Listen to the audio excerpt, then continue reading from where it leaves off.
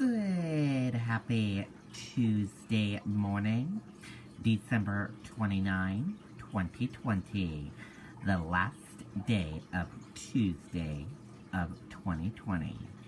I'm Riley King, and welcome to this Tuesday morning edition of The Morning Show with Riley King.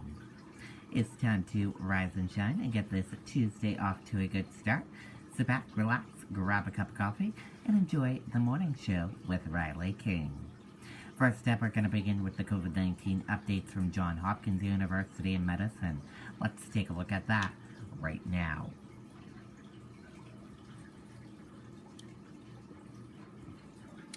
And here is a look at that information for all of you right now. There are your global cases, 81,294,343. U.S. cases, 19,308,466. Global deaths are 1,774,931. U.S. cases for deaths are 334,963. That is a look at your COVID-19 updates from Johns Hopkins University and Medicine. And now let's switch gears and go into your news. Maxwell again denied bail. The judge ruled Maxwell still poses a flight right. A $28 million proposed bail package and letters of support from more than a dozen relatives and friends failed to persuade a federal judge to release Maxwell from custody in advance of her criminal trial next year. She poses a flight risk.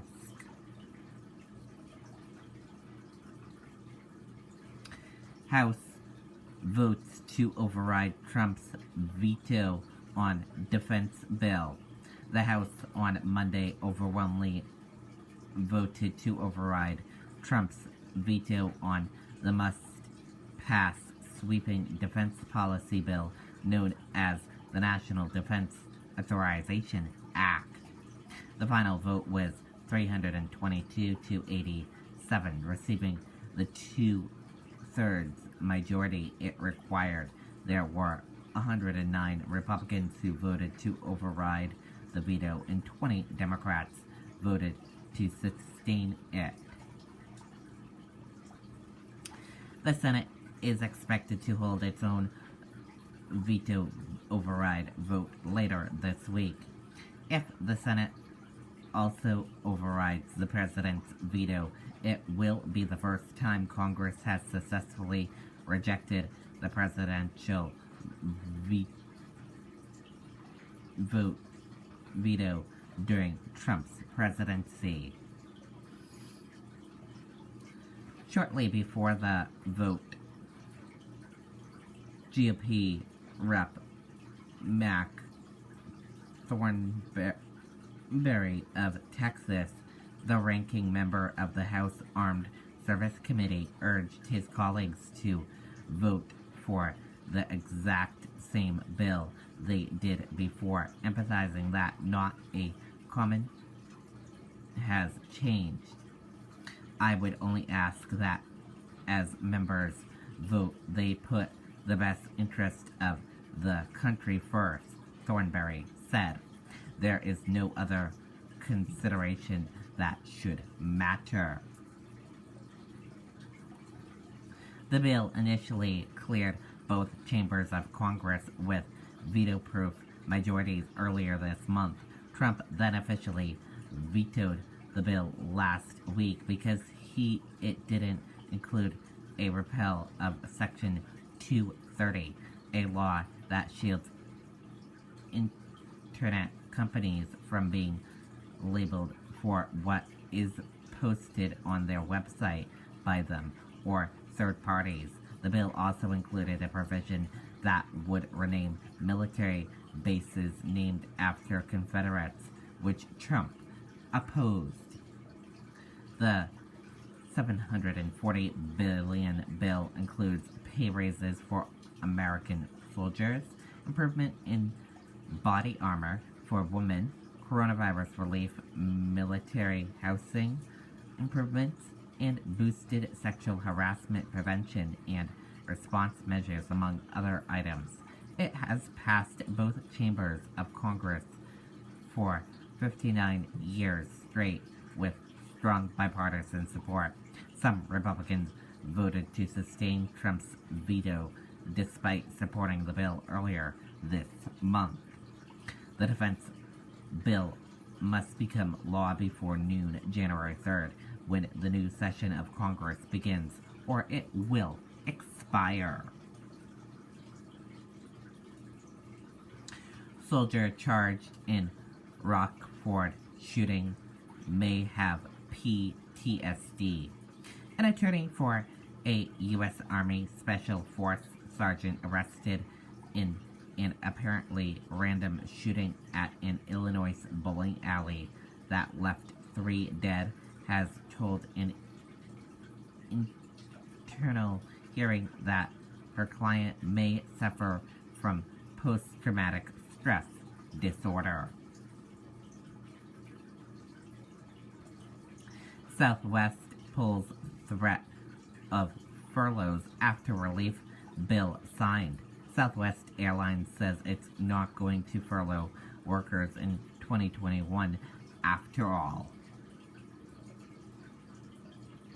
Southwest Airlines is lifting the threat of furloughs or pay cuts for thousands of workers now that U.S. Airlines will get up to $15 billion in more in taxpayer aid contained in the coronavirus relief bill.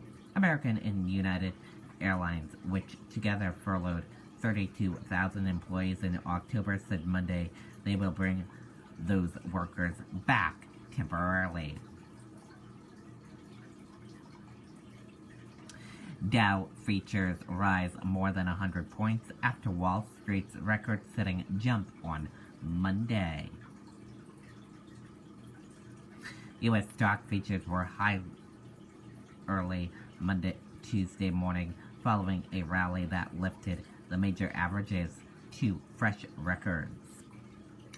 And we're going to switch gears now. Let's go into your weather. Let's take a look at the weather for this Tuesday. And here's a look at the weather across the United States for this Tuesday, everyone. As you can see, we have a low and high pressure moving all across, going through Florida and all the way up here into the ocean, into Canada. Then we got some freezing rain possible here. We got some rain over here in Texas area, and some mixed precipitation all over here, as you can see. Otherwise, we got high pressure up and above New Hampshire, and it's all dry in New Hampshire, and all in those states here, all dry in this part of the United States. And then we got snow all up in this part of the United States, and then all dry on this section of the United States, as you can see. And that is a look at the weather across the United States for today.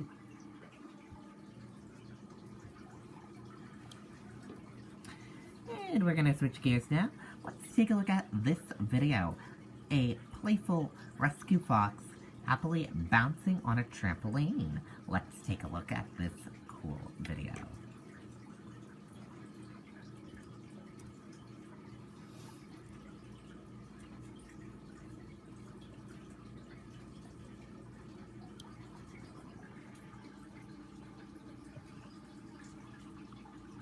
Are you on the trampoline?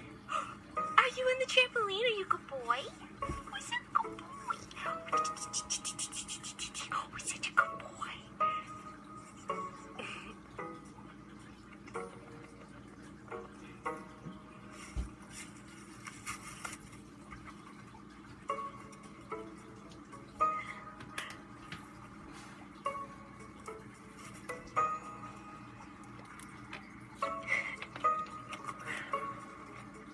knew you'd love the trampoline. Look at you.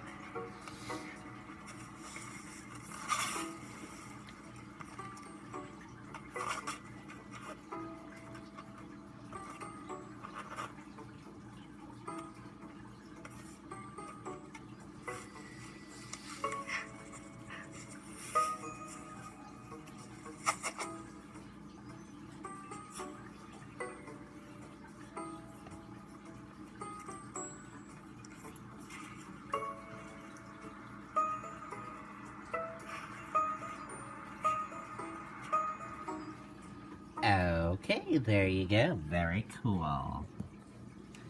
Looks like it was having fun on that trampoline, that little fox.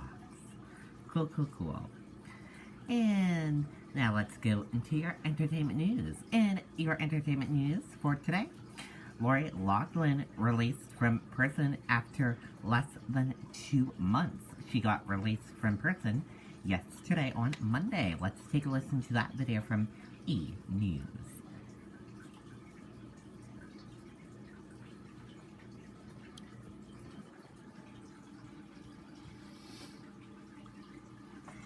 Laurie Lachlan is a free woman and has been released from prison after serving less than 2 months. The Fuller House actress began her time behind bars in October at a Northern Californian facility after being sentenced for her involvement in the highly publicised college admissions scandal. Inmate records show that the 56-year-old was released on Monday, December 28. Though she was set to come out on December 27, it was suspected that the Federal Bureau of Prisons could move the day up because of the holidays. However, it seems as though Laurie didn't make it home in time for Christmas. Her sentencing still includes 2 years of supervised release, as well as 100 hours of community service. Laurie was ordered to pay a $150,000 fine, which she has completed. Her daughters Olivia Jade and Bella were said to be very distraught when their mum entered prison.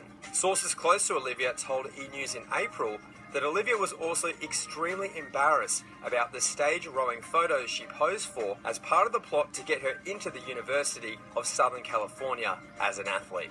Laurie's husband, Massimo Giannulli, was also involved with alleged ringleader William Singer. The fashion designer is currently serving 5 months in prison and is scheduled to be released in April 2021. He has also already paid his $250,000 fine. At her sentencing in August, Laurie told the judge, "I ignored my intuition and allowed myself to be swayed from my moral compass. I thought I was acting out of love for my children, but in reality it only undermined and diminished my daughter's abilities and accomplishments." She added, "More broadly and more importantly, I now understand that my decision helped exacerbate existing inequalities in society generally and the higher education system more specifically." Both parents pled guilty to conspiracy charges. Olivia recently broke her silence for the first time on Red Table Talk, hosted by Jada Pinkett Smith, Willow Smith, and Adrian Banfield. Right. That's embarrassing within itself that I walked around my whole 20 years of life not realizing, like, you have insane privilege. You're like the poster child of white privilege, Right. and you had no idea. Right.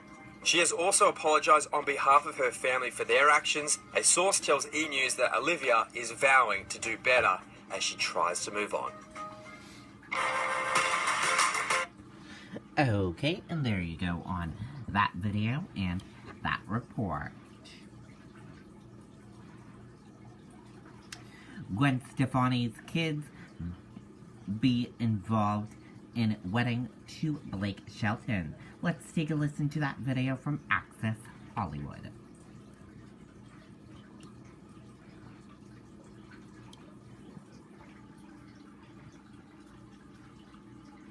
Gwen Stefani and Blake Shelton's wedding is going to be a family affair, according to a new report. A source spoke out to People for their January 11th issue, which is available on December 30th, saying that the Hollaback Girl singer's 3 sons she shares with ex-husband Gavin Rossdale will be involved with their wedding. Gwen always gushed about how amazing Blake is with the boys. She feels so lucky that he helps her raise them. His love and guidance is something that Gwen is beyond grateful for. Gwen's sons are just really solid, sweet kids. And they're so excited for Blake and Gwen to get married. They can't wait to stand by their sides, a source close to Gwen told the publication. This isn't the first time Gwen's kids, Kingston, Apollo, and Zuma, have been involved with big moments in their mama's life. A source close to Gwen previously spoke out to People and revealed that the country crooner asked her children's permission before getting down on one knee. Blake told her boys that he wanted to propose and asked their permission. Her family very much approves of him. He's an amazing partner and a great extra dad to the boys. Gwen is ecstatic. The proposal was a surprise, a source close to Gwen previously dished to the publication. Gwen previously announced that they were engaged in October 2020, sharing a loved-up snap with her man, where she shows off her new ring writing, "Blake Shelton, yes please." Blake also posted about the news, sharing the same photo saying, "Hey Gwen Stefani, thanks for saving my 2020 and the rest of my life. I love you. I heard a yes." The couple always gush about each other. Access Hollywood chatted with Blake in 2019, and he said she's his favorite person. She is literally Orange County girl. She is my, no offense, my favorite human being I have ever met in my life.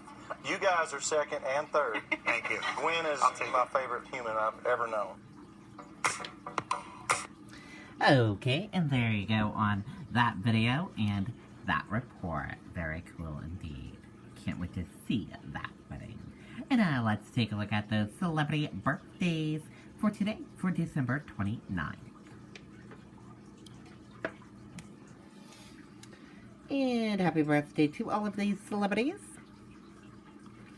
We hope they have a wonderful birthday and a wonderful day.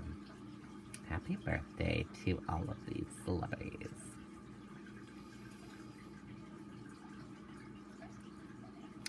And we hope they have a great Tuesday and a great birthday.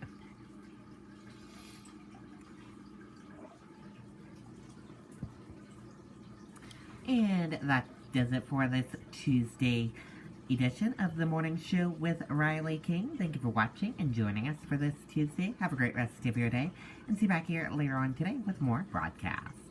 Goodbye, everyone.